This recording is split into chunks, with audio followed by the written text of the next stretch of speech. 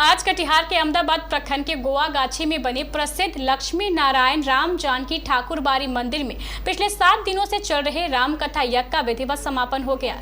यह राम कथा यज्ञ अपने आप में अद्वितीय था। संगीत की धुन पर चलने वाली इस राम कथा का हजारों लोगों ने लाभ उठाया।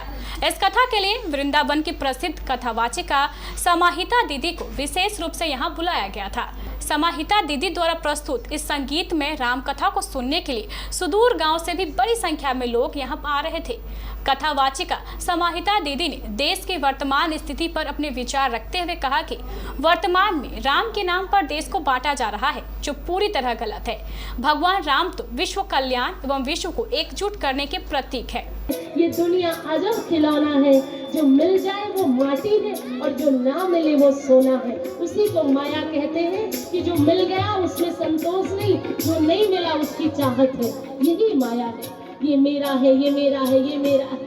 शोरूम में टंगी साड़ी को कोई नहीं कहता मेरी साड़ी टंगी है, पर पैसे देकर खरीद कर ले आया तो कहता मेरी साड़ी है, मेरी साड़ी।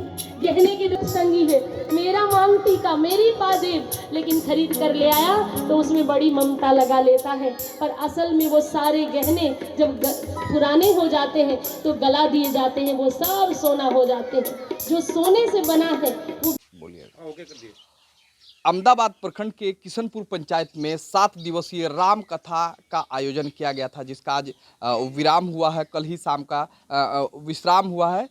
मैं सीधे आपसे रूबरू कराऊंगा जो राम कथा वाचक हैं श्री समाहिता जी से। मैं उनसे बात करने का प्रयास करूंगा कि आज 7 दिन तक लगातार आपने यहाँ पे इस गुआगाछी गांव में राम कथा का वाचक किया है।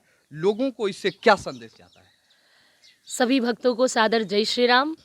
बलवाघट्टी गुआगाछी अहमदाबाद थाना अंतर्गत जो कथा हुई, सबसे पहले तो इस ग्राम्य परिवेश में आकर मुझे बहुत आनंद हुआ। चारों तरफ आम्र मंजरी खिली हुई है, बांस का झुंड, चारों तरफ पेड़ पौधों से घिरा हुआ, हरियाली से घिरा हुआ, माँ गंगा की गोद में बसा हुआ ये क्षेत्र, ये मिथिलांचल कहलाता है। और मिथिलांचल में आकर मुझे बिल्कुल वैसी अनुभूति हुई जैसी श्री राम जी जब प्रथम बार अपनी ससुराल गए होंगे तो उनको जैसा अनुभव हुआ होगा। यहाँ के लोगों को राम कथा सुनाकर बहुत आनंद हुआ। बहुत ही भावुक और सरल लोग हैं। ग्रामवासी पूरे मन से और पूरे भाव से कथा सुने। बहुत सारे बच्चों पर भी इस कथा का असर हुआ। पहले दिन जो बच्चे थोड़ी शरारत कर रहे थे, 7वें दिन शांति से बैठकर सब तालियां बजा रहे थे।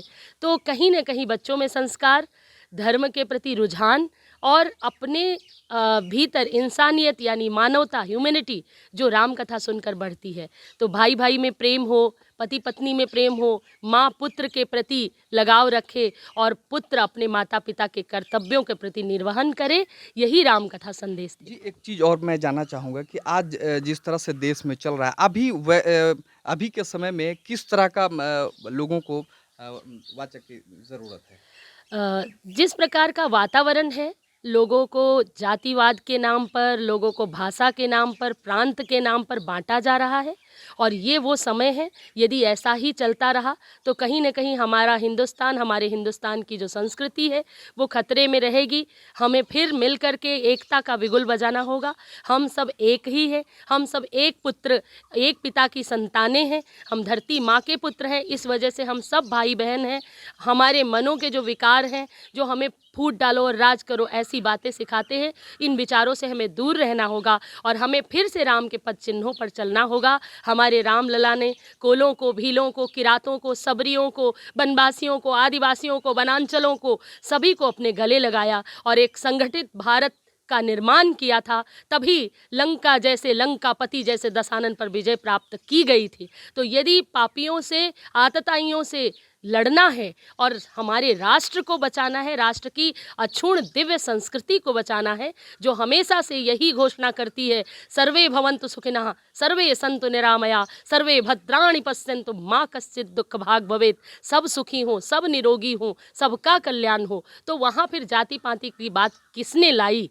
तो मुझे लगता है इस समय एक राष्ट्रवादी क्रांतिकारी विचारों से युक्त जो राष्ट्र को जोड़ने का काम करे, जो राष्ट्र को प्रेम और प्रीत के गीत सिखा देखिए भैया केबीसी न्यूज़ से आप आए हैं, मुझे बहुत अच्छा लग रहा है। मैं भी आपको सुनती रहती हूँ कई बार, तो ये संदेश सबके बीच में जाएगा, पूरे बिहार में और पूरे भारत में जाए, ऐसा मैं चाहती हूँ।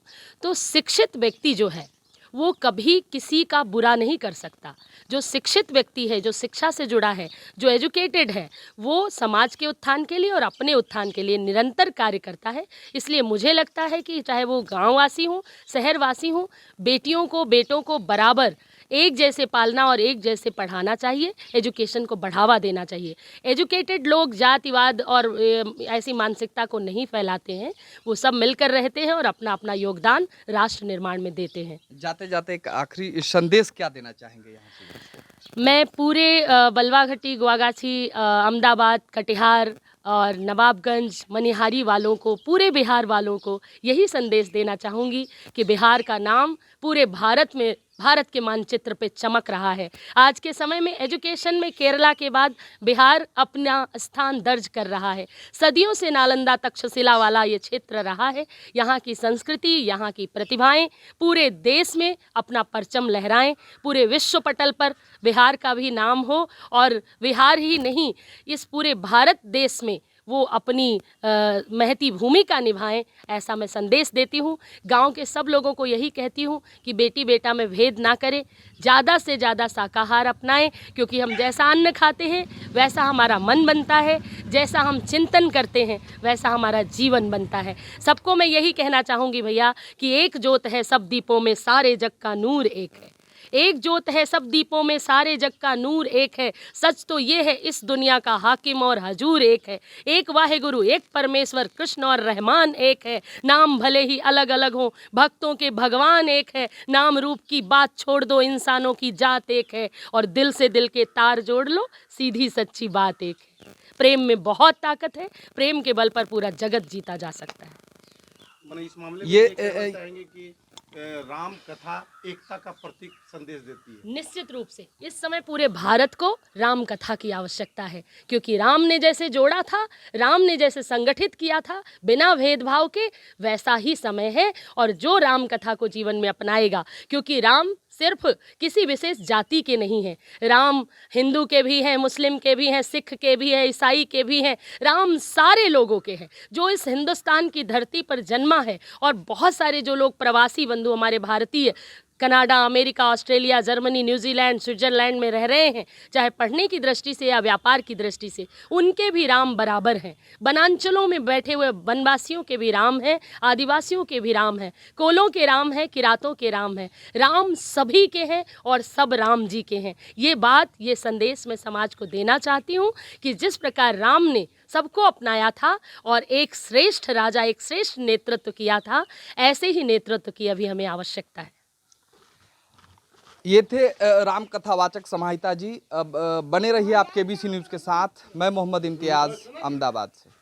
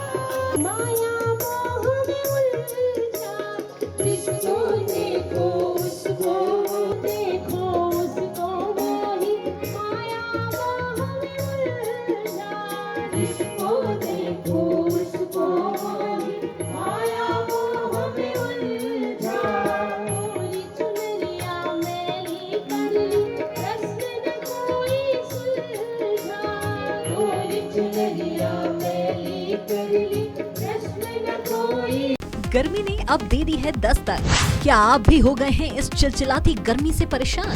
तो सती सिक्योरिटी के पास है आपकी समस्या का समाधान। हमारे पास है आपकी जरूरत का हर वो सामान जो गर्मी में देगा आपको ठंडक का एहसास। एक ही छत के नीचे पाए कई वैरायटीज के एसी और पंखे, सभी तरह के ब्रांडेड पंखे, ceiling fan, designer fan, stand fan, फर्राटा टावर फैन, वॉल फैन और टेबल फैन। इसके अलावा सभी साइज के कूलर, एसी, फ्रिज और डीप फ्रीजर भी। होली के खास मौके पर इन सभी आइटम्स पर आपको मिलेगी स्पेशल छूट। तो फिर देर किस बात की, आज ही आइए सती सिक्योरिटी, नियर ऋषि भवन, बड़ा बाजार, कटिहार।